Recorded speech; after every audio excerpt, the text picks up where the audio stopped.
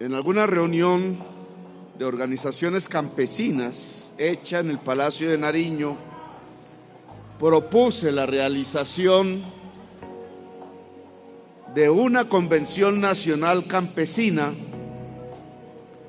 con el objetivo no solo de aumentar las coordinaciones entre las diferentes formas de organización existente del campesinado, sino de empezar a construir, a revivir, diría yo, un movimiento nacional campesino capaz de soportar, de presionar reformas fundamentales que necesita la sociedad colombiana y que tiene como ejes la tierra, el agua, la mujer, la democracia, la libertad, la paz, la producción de alimentos. Todos temas que se relacionan unos con otros. No se puede hablar de paz sin hablar de la mujer campesina, como aquí bien lo han dicho. No se puede hablar de la mujer campesina sin hablar de la tierra o del agua o de la producción de alimentos. Que haya un sujeto, le dicen los sociólogos, un sujeto campesino en la vida política y social colombiana. Que aparezca la palabra que había sido desaparecida en la Constitución de Colombia actual. Que aparezca no solamente como un término en los discursos o en las estadísticas, sino en la realidad política, en la movilización social, para volver realidad una serie de objetivos que hoy no solamente beneficiarían al campesinado, sino que beneficiarían a la nación y a la humanidad misma. Producir alimentos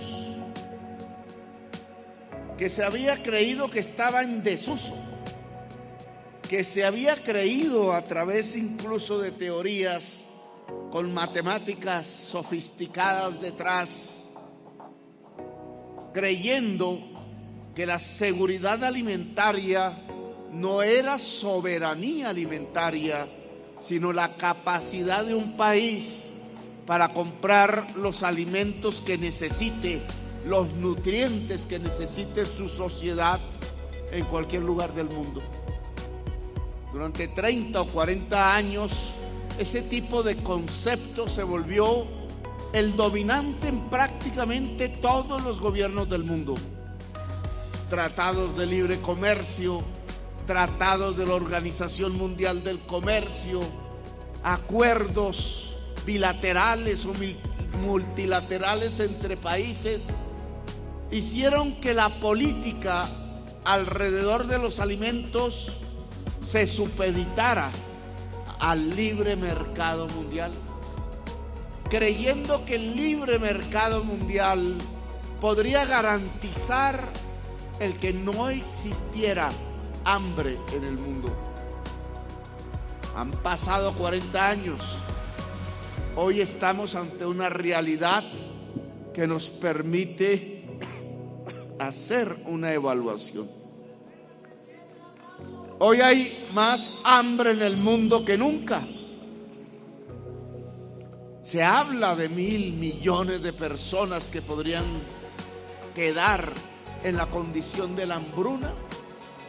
Y entonces, si la realidad de hoy es el hambre, si ese es uno de los datos fundamentales que arroja la humanidad de estos días que estamos viviendo, si ustedes lo ven y es noticia de todos los días que el precio de los alimentos ha ascendido en todo el mundo, incluido obviamente en Colombia, había una gran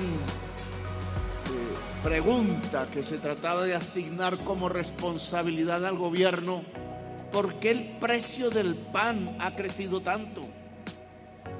Y sí sería muy interesante que cada colombiano o colombiana supiese por qué ha crecido el precio del pan.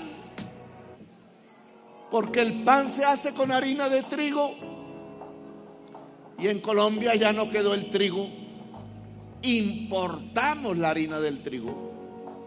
Vienen del Canadá, viene de los Estados Unidos, y entonces ha subido el pan porque ha subido la harina de trigo. Y la respuesta es: ¿qué le pasa a aquellas personas que ya no le alcanza el ingreso para comprar el pan? Pues que aumenta el hambre, así de simple. Pero no que nos habían dicho hace 40 años, hace 30, hace 20, hace 10 y no hace un año, que si dejábamos que funcionase el mercado en el mundo, que las producciones más baratas del mundo se vendiesen en Colombia, íbamos a vivir mejor. Entonces, ¿de dónde sale el que el precio de los alimentos está subiendo en todo el mundo? Y que cada vez hay, cada día que pasa, decenas de millones de personas que ingresan al hambre. Pues ha pasado que esa teoría era falsa. Ha pasado que durante 40 años hemos hecho políticas alrededor de la producción de alimentos equivocadas. Ha pasado que el precio de los alimentos crece en todo el mundo porque la tierra está disminuyendo su fertilidad a partir de la crisis climática, porque el agua está desapareciendo en muchas regiones del mundo, evaporada por el calentamiento global, y las sequías pululan y se queman las selvas y se queman las praderas, y los pueblos por decenas de millones, y si así continúa la humanidad serán centenares de millones, están recurriendo al éxodo, a ir a donde está el agua, a ir a donde está la riqueza, al gran norte del mundo, de tierras blancas y de gentes blancas. Y allí ya empezaron a construir los muros con nidos de ametralladoras, los campos de concentración esperando inmigrantes hambrientos y sedientos y deseosos de dignidad, e incluso ya les han disparado y los han matado por decenas. Miles han muerto cruzando el mar Mediterráneo. Miles han muerto tratando de cruzar el tapón del Darién y los desiertos del norte de México y de los Estados Unidos. Es el hambre y la sed lo que está produciendo el éxodo, al contrario de lo que nos contaba la Biblia. Ya no es un éxodo producto de la esclavitud vieja, ahora es un éxodo producto de las nuevas esclavitudes. De nuevo los pueblos se van tratando de encontrar ya no los ríos de leche y miel, sino simplemente y profunda e importantemente el agua.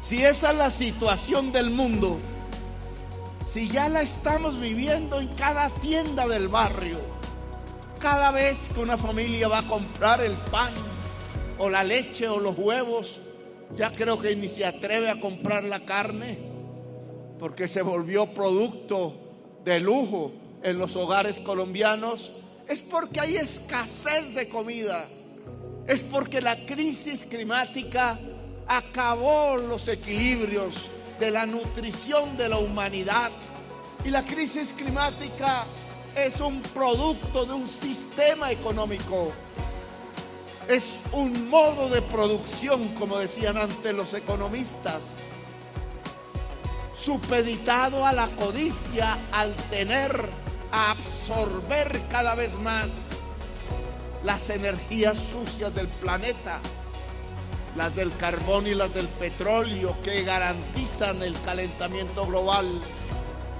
Es un modo de producción que está dominado por el capital y la codicia, la ganancia.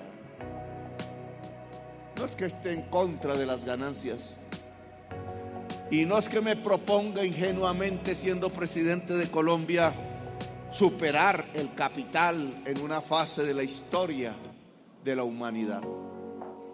La humanidad lo hará si quiere sobrevivir. Hoy tenemos que resolver entonces problemas concretos que se derivan de esa crisis mundial.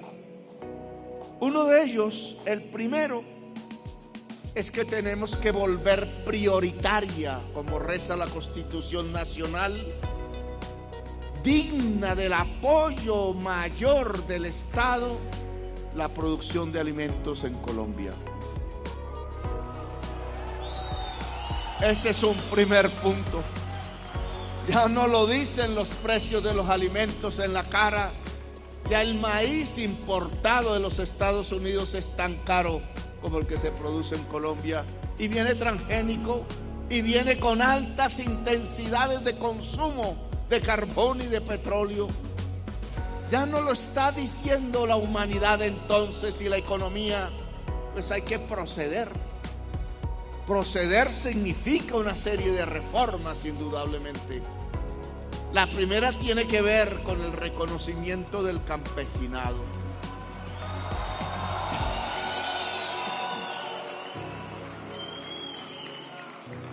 Es que no hay producción campesina, no hay producción alimentaria sin campesino y sin campesina. Es que eso que pensaban los yuppies en Bogotá,